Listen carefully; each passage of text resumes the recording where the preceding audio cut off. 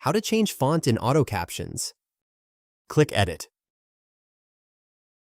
By default, the current text on the preview is highlighted. If you want to change the font, click on the text and change the font.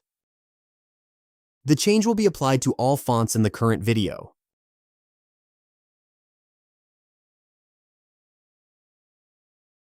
"49 text layers updated, and all captions are in the same font now."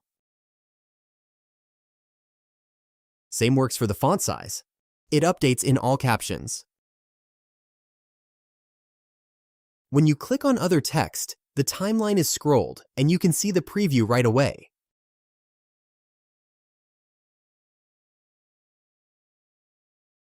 Try to use search if you want to find specific word or a phrase.